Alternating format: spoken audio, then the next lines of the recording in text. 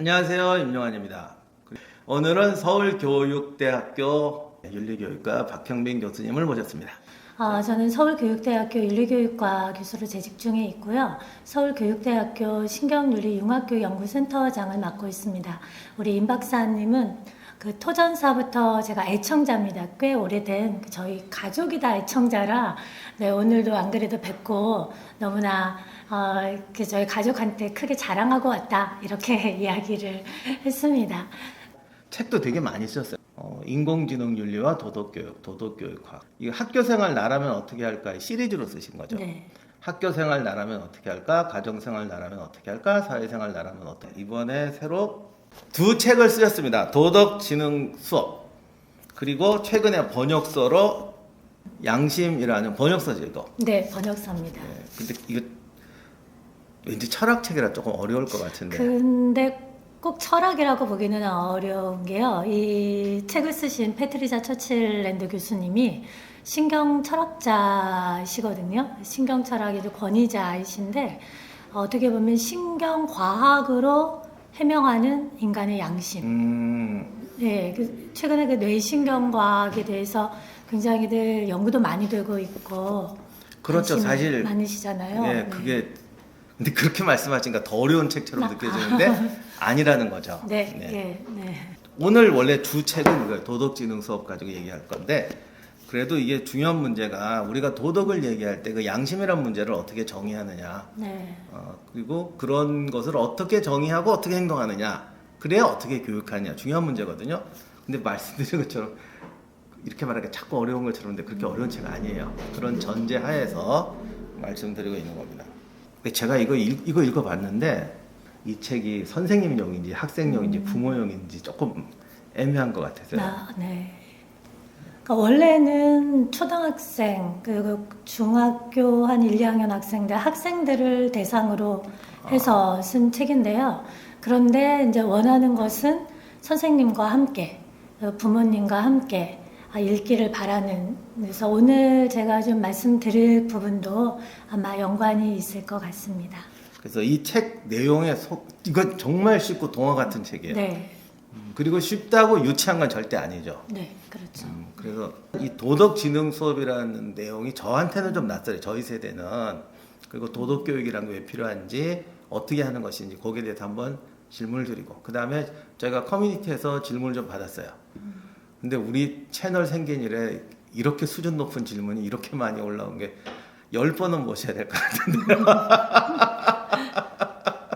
네, 오늘 오기 전에 시청자분들께서 올려주신 내용들을 꼼꼼히 읽어봤는데요. 너무나 좋은 질문 너무나 많이 주셨고 또 너무나 어려웠습니다. 제가 보고 이걸 어떻게 제가 답변을 드려야 될까? 그리고 정말 밤새워서 고민을 했는데도 어디까지 말씀을 드려야 되지? 이렇게 좀. 그 주제가 완전히 3시간짜리 수업 주제보다 더 큰 것도 있었어요. 네. 네. 그래서 제가 아침에 딱 눈을 뜨고 결심을 했습니다. 오늘 그러면 2가지 화두를 들고 가서 좋은 질문들, 그리고 어려운 질문들을 제가 답변을 좀 드리는 방향으로, 그러니까 2가지 화두를 중심으로 해서 답변을 좀 드리면 괜찮지 않을까. 왜냐면 저희 질문들이 그 질문에 대한 답변들이 나름 좀 중복되는 것들도 네, 있어서요. 예, 그렇게 드리면 어떨까라는 생각을 했고요. 2가지 화두가 뭐냐면 첫 번째는 사람은 무엇으로 사는가. 오. 네. 괜히 톨스토이 동화 같은. 네, 맞습니다. 네, 그 얘기가 이 도덕지능 수업에도 나오거든요. 그래서 첫 번째 화두는 사람은 무엇으로 사는가. 그리고 2번째 화두는 어떤 사람이고 싶은가입니다. 먼저 질문을 좀 드려도 될까요, 우리 임 박사님께? 아니, 이 주제가 너무 곤란해지는데. 그래서 그러면 임 박사님께서는 사람은 무엇으로 산다고 생각하시나요? 그게 네. 제가 생각하기에는 교육이라는 거는 강요는 아니라고 해도 최소한 올바른 방향성은 보여줘야 된다고 생각하거든요. 그래서 저 같은 경우는 올바른 신념을 실현하는 것을 최고의 목표로 둬야 된다고 생각해요. 그런데 우리는 자꾸 뭘 그걸 하라 그러면 그럼 부귀영화는 포기하라는 거냐, 뭐 네. 정의를 위해서 죽으라는 거냐, 자꾸 이렇게 말씀하시는데 그거는 살아가면서 인간은 다 타협합니다. 어느 정도서는. 그러나 중요한 건 자기가 제 생각은 그 신념과 도덕적이고 세상의 양심적인 기준에 어긋나지 않는 자기 가치 신념을 가지고 살아가면서 주변의 다른 가치들을 이제 혼합해서 적용하면서 이제 살아가는 게 저는 그게 제일 중요하다고 생각해요. 네, 맞습니다. 그래서 오늘 그 두 화두에 대한 이야기를 좀 풀어가면서 여러분들께서 올려주신 그 귀한 질문들에 대한 제 생각을 좀 나눠보도록 하겠습니다. 말씀하신 대로 사람이 살아가는 데 있어서 무엇이 중요한가? 그리고 두 번째 질문에 대한 것부터 한번 풀어보고자 합니다. 어떤 사람이 되고 싶은가? 어떻게 살고 싶은가? 대부분의 부모님들께서 오늘 또 교육과 관련해서 많은 또 좋은 질문 주셨는데요. 자녀가 어떤 삶을 살기를 바라는가? 라는 질문을 받는다면 대부분의 부모님들께서는 어떤 걸 먼저 떠올리실까요? 나처럼 고생하지 말고 편히 살아라. 네. 라는 걸 떠올리겠죠. 그렇죠. 네. 네. 그게 바로 어떻게 보면 행복했으면 좋겠다. 네. 나보다 더 행복하고 잘 살았으면 좋겠다. 근데 이제 문제는 과연 그러면 이 행복이라는 게 어떤 것일까? 근데 그 행복을 구성하는 거는 아까 말씀하셨던 것처럼 뭐 가치관적인 측면도 있고, 뭐 인생에 있어서의 성공일 수도 있고요. 또 다른 사람들로부터 어떤 인기, 뭐 자아 실현, 뭐 여러 가지가 될 수 있을 텐데요. 그 중에 또 중요한 게 건강입니다. 네, 그래서 신체적이고 정신적인 건강이 굉장히 중요한데 우리나라에서 최근에 많은 분들이 건강에 대해서 굉장히 관심이 많으시죠. 건강 보조제, 뭐 건강과 관련된 여러 가지 나오면 굉장히 인기가 많이 있는데 혹시 드시는 보조제 뭐 이런 거 있으신가요? 제가 좋아서 먹는 건 없고 강제로 섭취당하는 건 있어요. 네. 여러분.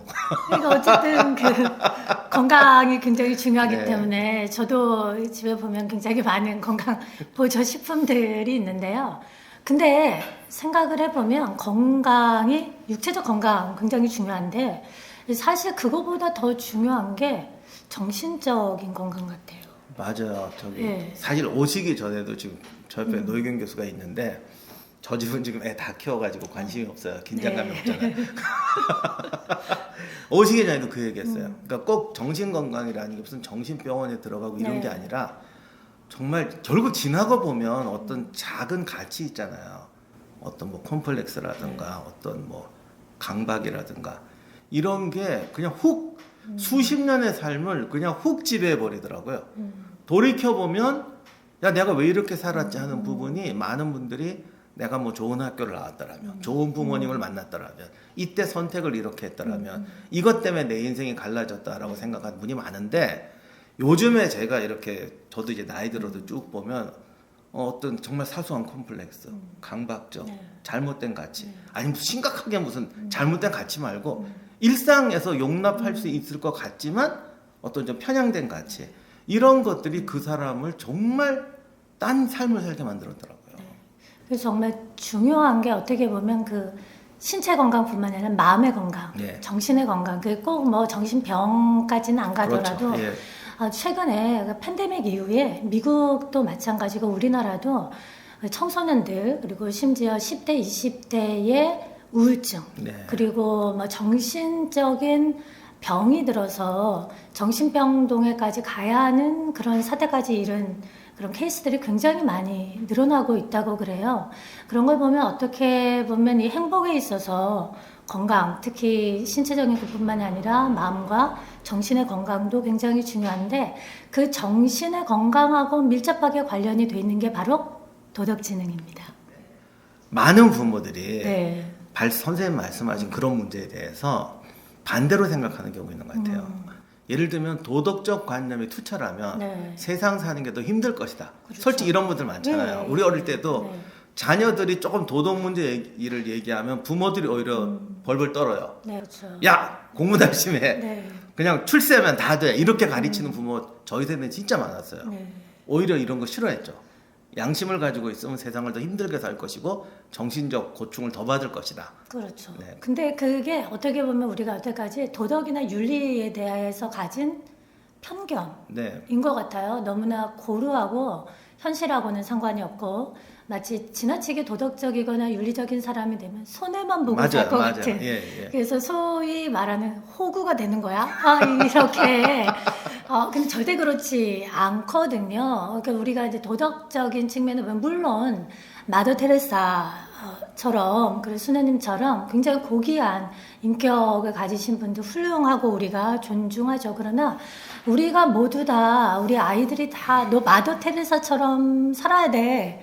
라고 하기는 좀 어폐가 있을 것 같다는 생각이 들어요. 그래서 도덕지능이라고 하는 것은 적어도 개인적인 사적인 영역에서의 도덕뿐만이 아니라 공적인 도덕, 다른 사람과의 관계성 속에서의 건강하게 사는 거거든요.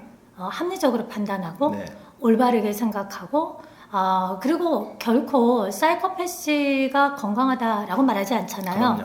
도덕적으로도 사이코패시는 도덕적이지 않거든요.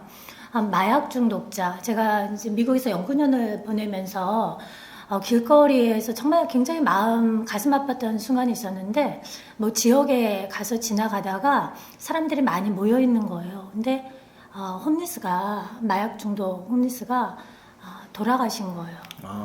그걸 보고 제가 굉장히 충격을 받았어요. 그게 그냥 일반 거리인데, 그런데 우리 그렇게 빗대어 보면 우리가 어떤 약물 중독이나 게임 중독이나 이런 분들을 우리가 건강하다 보지 않잖아요. 그렇죠. 근데 이게 바로 도덕적인 측면하고도 밀접하거든요. 정말 도덕적이고 합리적이고 윤리적이라면 자기 자신에 있어서의 올바르지 않은 그런 어떤 편견이라든가 아니면 잘못된 마음 이런 것들을 갖지 않아요. 그래서 다시 화두로 돌아가면 행복. 그 하버드의 종단 연구 중에 굉장히 잘 알려진 연구가 하나 있어요. 1938년부터 시작이 됐는데요. 그 연구에는 746명의 사람들이 시작을 해서 최근에 그 생존하신 분들 한 90여 분 생존해 계신데 그분들의 뭐 자제분들이나 손주까지 해서 2,000여 명을 대상으로 연구가 이루어졌는데요. 질문이 그거였어요. 행복을 좌우하는 게 무엇인가? 과연 이제 본인이 행복하다고 느꼈을 때 어떤 것이 그 행복의 요인이라고 생각하는가? 뭐라고 대답했을 것 같은가요? 네, 그 하버드대 정단 연구. 하버드를 안 다녀봐서. 근데 그 하버드 나온 사람이면 자기가 판단하는 만족 아니었을까요? 자기가 그렇죠. 판단하는 만족. 그러니까 그 자기가 판단한 만족이 결코 뭐 돈을 많이 번다거나. 네, 그러니까 도덕적으로 모든 사람이 공감할 수 있는 자기가 판단하는 만족. 맞는 말씀이고요. 결론은 뭐였냐면 이 사람들이 정말 자기하고 의미 있는 관계성, 다른 사람과의 그 관계성 속에서 행복과 번영을 느낀다라고 이야기를 했어요. 너무나 좀 놀라운 이야기죠. 그 사람들이 사회적인 지위나 어떤 성공 여부나 이런 게 아니라 나에게 행복을 주고 인간으로서의 번영을 준 것은 어떻게 보면 내가 얼마만큼 마음을 나눌 수 있는 관계성을 다른 사람들과 가졌는가. 근데 그 올바른 관계성, 건강한 관계성을 갖기 위해서 필수적으로 요구되는 게 바로 그 도덕성이거든요. 우리는 사기꾼하고 사귀고 싶지 않잖아요. 뭐 사이코패시하고 결코 가까이 하고 싶지 않죠. 그러니까 우리가 다른 사람들과 좋은 관계를 유지하기 위해서는 우리도 다른 사람을 존중하고 이해하고 또 바른 그런 방향으로 소통할 수 있어야 되는데 그게 어떻게 보면 행복의 주된 요소였다는 거예요. 또 하나 그 관련된 유사한 연구를 하나 말씀드리면 1954년부터 그 카와이 섬이라는 곳이 있는데요. 거기서 1954년에 태어난 833명의 아이들을 대상으로 해서 40여 년간 종단 연구를 했다고 합니다. 근데 이 종단 연구를 할 때 거기에는 굉장히 다양한 구성원이 있었기 때문에 뭐 이민자도 있었고 뭐 원주민도 있었고 그래서 태어난 그 아이들 중에 일부의 아이들이 고위험군으로 분류가 되었다고 그래요. 그 고위험군이라는 것은 너무나 환경이 열악해서 그러니까 정신적 고위험군이요? 네, 그러니까 정신적이든 아니면 네. 환경적으로 네, 네, 네. 예를 들면 뭐 마약을 그렇죠. 네, 네, 하시는 예. 부모님이 계시거나 아니면 부모님이 계시지 않거나 네. 아니면 깽단에 뭐 소위 그렇죠. 하여튼 깽단도 이런 많죠. 예. 식으로 너무나 열악한 환경에 있는 아이들을 201명을 고위험군으로 분류해서 40여 년간 종단 연구를 한 거예요. 그리고 가설이 뭐였을 것 같아요? 환경이 좋지 네. 않고 하니까 타락할 것이다. 그렇죠. 그리고 예. 도덕관념이 희박해질 것이다. 네, 맞습니다. 네. 그걸 가설로 세웠어요. 이 아이들은 분명히 비행 청소년이 될 거야. 네, 네. 그리고 사회적으로도 낙오자가 될 거다라고 가설을 세운 거죠. 근데 40여 년 후에 너무나 놀라운 결과가 발표가 되었는데요. 그 중에 72명의 아이들이 정상적인 환경의 아이들보다 훨씬 더 훌륭한 삶을 살고 있는 거예요. 그래서 이 연구자들이 깜짝 놀란 거죠. 이거 우리 연구를 다시 한번 되돌아 봐야겠다. 그래서 연구의 주제를 다시 새롭게 세웠어요. 과연 원인이 무엇이었을까? 원인이 어떨 거라고 생각하세요? 삶에 대한 의지였을 것 같아요. 네. 그러니까 저희가 지금 잘 살잖아요. 선생님도 아시겠지만 네. 70년대만 해도 수세식 화장실이 있는 집이 없었어요. 네. 그래서 그때 그런 환경을 선생님 말씀하신 굉장히 불안한 고위험군 환경으로 생각하는 사람 되게 많았어요. 근데 지금 보면 오히려 지금 수준의 중산층 가정 애들이 삶의 목표가 없고 힘든 일 싫어하고 네. 그 사이가 삶이 불안한데 그렇죠. 그때 애들은 강건한 목표가 있었거든요. 그렇다고 네. 내가 걔들이 다 남의 물건 훔쳐서 뭐 그러지 않았어요. 네, 선생님 네, 말씀하신 것처럼 네, 네. 잘 사는 사람들이 못 사는 애들 보니까 저것들을 훔치겠지, 뭐 출세를 위해 수단 방법 안 가리겠지 이런 생각들 많이 했는데 네. 특히 우리나라는 좀 도덕 교육에서 그때 좀 그런 건 있었으니까 네. 그래서 굉장히 건전한 방식으로 삶의 의지를 가진 애들이 오히려 자기 삶을 잘 설계하고 잘 이겨 나갔어요. 네. 그 얘기 같은 거. 네, 아닐까요? 맞습니다. 네. 근데 거기에 원인이 있었어요. 어떻게 그러한 생각, 마음의가짐을 가지게 되었는가? 72명의 공통점이 하나 있었는데요. 바로 기댈 수 있는 어른이 있었습니다. 그러니까 삶의 갈림길에서 방황하고 잘못된 길로 나아갈 수 있는 그 순간에 격려해주고 연민을 가져주고 넌 잘할 수 있어 라고 이야기해주는 그 한 사람이 이 아이들을 전혀 다른 방향으로 살아가게 했던 거예요. 저번에 네. 선생님 저 교육대학에 한번 불러서 그 교육 전공도 아닌데 강연한 적이 있었는데 그때 그 얘기 했었어요. 네. 스파르타하고 아테네가 한참 네. 싸울 때 네. 아테네가 훨씬 잘 살았어요. 그때 소크라테스의 제자였던 크세노폰이 그분이 아테네를 싫어하긴 했는데 네. 스파르타하고 아테네를 비교하면서 중요한 말을 했죠. 아테네는 부모와 선생이 아이들의 종이다. 꼭 요즘 우리 사회 같아. 부모는 아이들을 위해서 정말 헌신을 하고 네. 최고 비싼 가정교사를 세워서 데려다 주는데 교수가 애한테 서빙만 하고 산다는 거예요. 네. 스파르타는 교관이다. 부모도 교관이고 사회도 교관이다. 그게 선생님 말씀하시는 거 네. 기댈 수 있는 어른이라는 거 아닐까 싶어요. 네. 같은 맥락일 수 있는데요. 이게 중요한 거는 아이들의 그 관계성이 아까 말씀드린 것처럼 행복에 있어서도 건강한 관계의 어떤 질이겠죠. 그리고 의미 있는 그 사람이 올바른 가치관을 가질 수 있게 이게 하나의 지지가 되고 사회적인 지원이 되는 거거든요. 그래서 자녀 교육하면 도덕 교육하면 이게 두 가지가 저는 굉장히 중요하다고 항상 학생들한테도 이야기를 하는데요. 첫 번째는 그 애정이라고 하는 부분, 그 사회적인 지지라고 할 수 있는 그 애정. 뿐만이 아니라 그 규칙, 규율, 통제 이 두 가지가 좀 고르게 가야 되는 게 필요한데 지금 여태까지 말씀드린 건 그 애정과 관련된 부분이거든요. 또 하나 관련해서 우리가 한번 또 제가 말씀드리고 싶은 사례 하나가 있는데요. 1960년대 그 역사 전공하셔서 너무나 잘 아실 텐데 루마니아에 차우세스쿠 독재 정권이 네, 있었잖아요. 그때 아시다시피 그 독재를 더 잘 이렇게 유지하려고 단기간에 인구를 늘리기 위해서 여성들에게 강제로 아이를 낳게 하는 그 법. 맞아요. 그런 네. 법이 있었어요. 예. 예, 그 실행을 해서 여성들이 강제로 아이들을 많이 나왔다는 거죠. 근데 이제 문제는 뭐냐면 키울 수 있는 환경이 되지 않는 상황에서 억지로 아이들을 낳다 보니까 경제 상황이 어려워지니까 이 아이들을 버린 경우가 너무너무 많았고 또 대다수의 아이들이 다 고아원으로 가게 되었어요. 맞아요. 그런데 이 독재 정권에 대해서 또 주목하게 된 게 이 고아원에 버려진 아이들을 대상으로 해서 그 정신교육 시켰죠. 네, 그런 이제 교육 같은 것도 네. 이루어졌잖아요. 그래서 2001년에 그 추건이라는 연구자가 그 연구팀이 이 아이들을 대상으로 해서 뇌 사진을 일반적인 정상적인 환경에서 자란 아이들과 비교하는 연구를 했어요.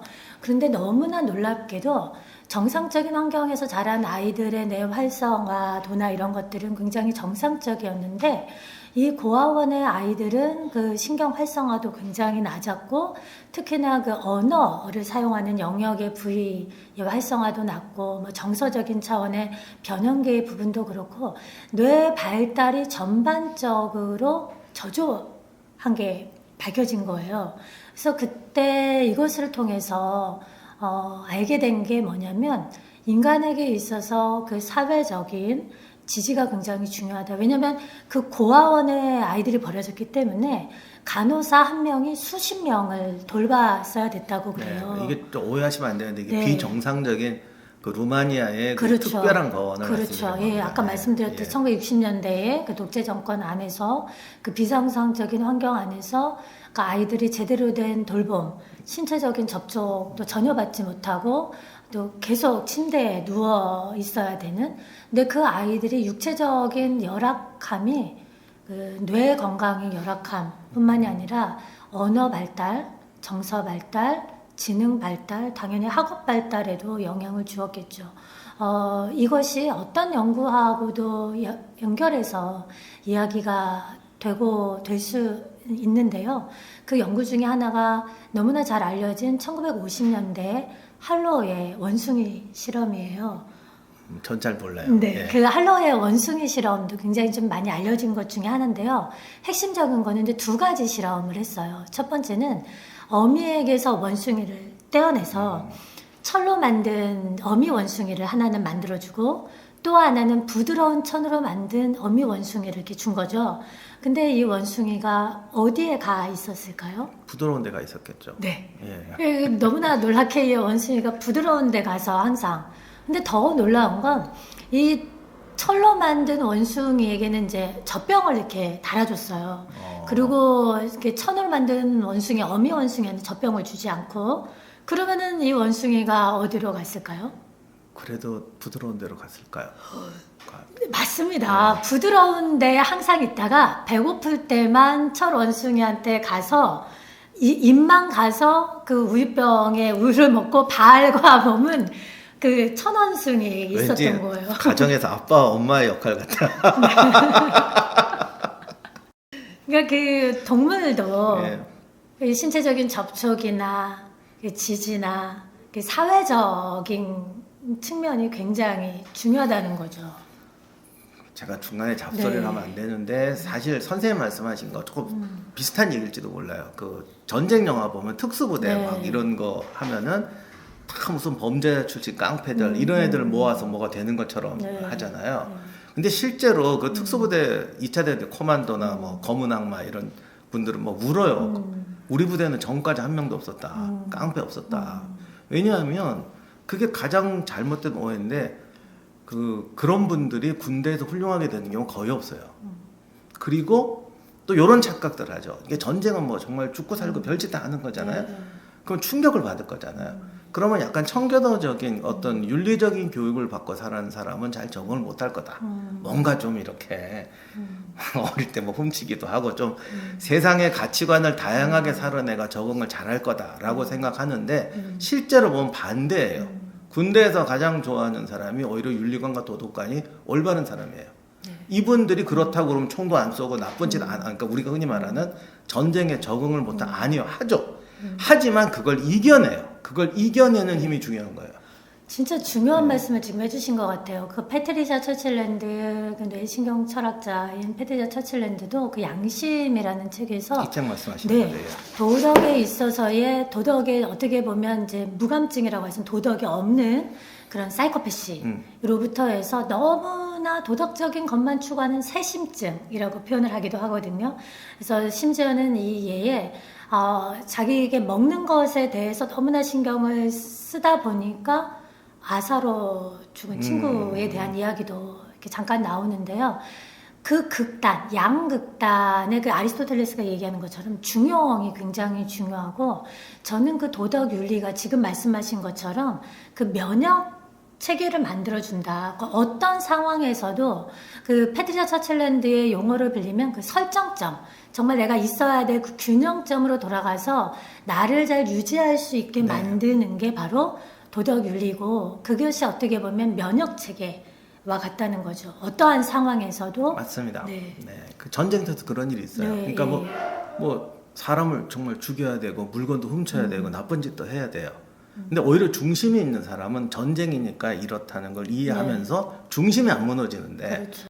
원래 그러고 살아내는 이러다 보면 그 말씀하신 그 사이코패스가 돼버립니다. 네. 아니면 이제 뭐 도덕세심증 너무 그런 거 그건 청교도적인 게 아니라 요즘 말로 극단주의적인 그렇죠. 근본주의적인 사람들은 또 이제 폭발해버리고 이런 경우가 생기더라고요. 이게 중심축이라는 게 그리고 그 중심축을 만드는데 특수부대나 좋은 부대 사람들이 잘 버티는 게 주변에 그런 사람들이 많아요. 튼튼한 용사들이 많고 튼튼한 사람들이 많으니까 의지할 사람들도 많은 거예요. 서로 도와주고 그렇게 되니까 특수부대가 2중 3 특수부대란다.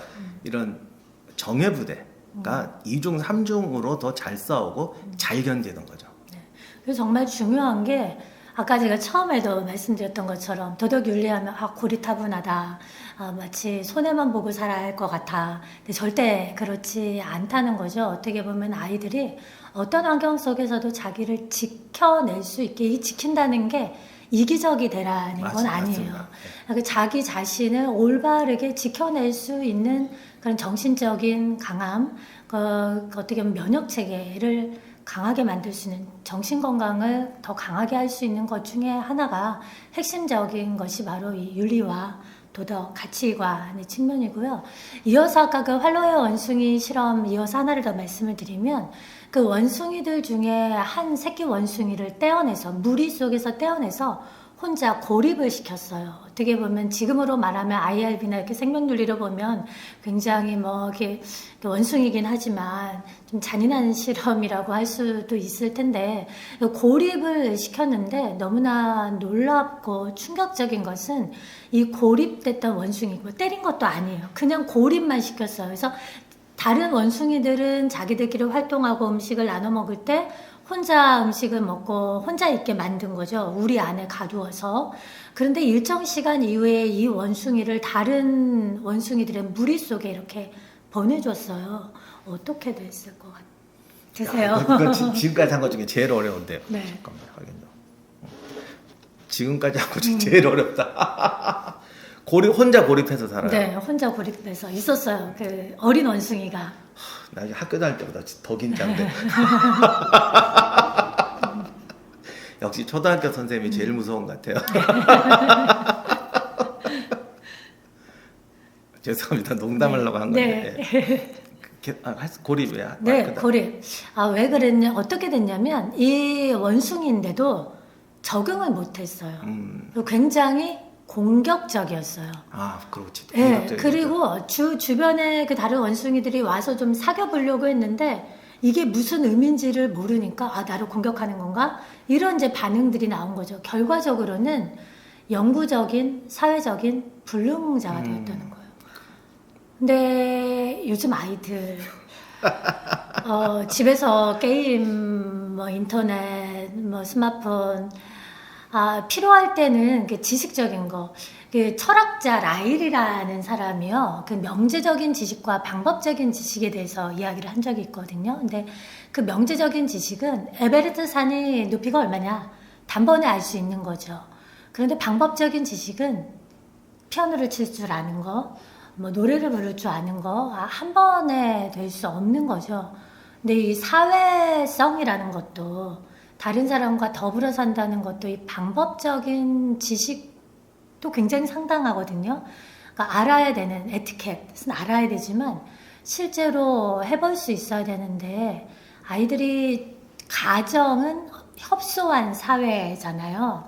협소한 사회이기 때문에 물론 이제 부모님이나 형제가 있을 경우 형제들과 더불어 사는 것을 배우지만 너무나 협소한 사회이기 때문에 때로는 나의 주장이 대부분 잘 관철이 되는 경우가 많죠. 때를 써서 될 때도 많고. 근데 그게 꼭 다 나쁜 건 아닌데, 근데 문제는 이 아이들이 사회에서 살아가야 되는데, 사회에는 그런 아이들이 모여 있다는 거죠. 학교는 보다 확대된 사회거든요. 그래서 학교에서 아이들이 더불어 살아가는 거를 배워야 되는데, 제가 생각했을 때 너무나 좀 가슴 아픈 일은 요즘의 아이들이 어떤 측면에서는 학교에서조차 이 고립된 원숭이, 할로의 원숭이처럼 학교에서조차 자이든 타이든 뭐 교육 환경 때문이든 이게 고립을 강요받고 있지는 않는가. 아이들은 끊임없이 소통하는 게 굉장히 필요하고 그게 어떻게 보면 정신의 면역, 도덕의 면역을 키우는 관계성이 그 출발이 될 수 있다고 생각을 합니다. 네, 정말 그 중요한 말씀인 것 같아요. 그래서 어떻게 보면 그 뭐 제가 이렇게 토를 달 얘기는 아니지만 이 책 보면서 제가 좀 느꼈던 건데 처음에는 조금 당황했어요. 그래서 이게 지금 아까도 질문 드렸지만 이게 누가 읽는 책이지? 그리고 막 금도끼 은도끼 나오고 뭐 이렇게 질문도 여기다 질문도 막 달아주셨어요. 그래서 처음엔 이게 가만히 봐 아이들용 수업책인가 그랬는데 지금 그러고 나 생각해요. 또 지금 오늘 하신 말씀을 보면은 이게 사실은 부모들이 아이들과 대화를 하기는데 그냥 대화를 하면은 잔소리밖에 안 돼요. 네, 모든 부모는. 맞습니다. 그래서 네. 오히려 이런 걸 같이 보면서 아이들하고 물어보고 체킹하고 이거 오히려 부모님들로 저는 너무 좋은 책이라고 생각합니다. 근데 이런 대화가 필요한 것 같아요. 네. 네.